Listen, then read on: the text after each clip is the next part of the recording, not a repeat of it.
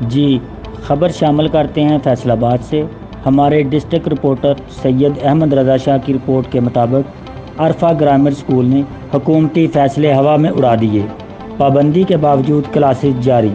Assistant commissioner سمندری فیصل سلطان نے عوامی شکایات پر عرفہ گرامر اسکول فیصل آباد روڈ پر واقع چھاپہ مارا تو کلاسز جاری تھی، جس پر اسسٹنٹ کمشنر سمندری نے اسٹوڈنٹس کو اسکول سے باہر نکالا اور اسکول خالی کروا کر مین دروازہ سیل کر دیا، جو کہ کچھ ہی دیر بعد اکیڈمی مالک نے مین بڑا گیٹ کھول لیا۔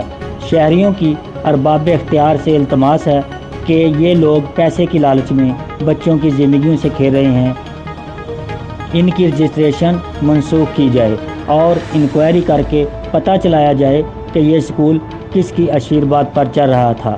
وزیر تعلیم اور فیصل آباد کے اعلیٰ افسران جو محکمہ تعلیم سے منسلک ہیں اس کا فوری نوٹس لیں۔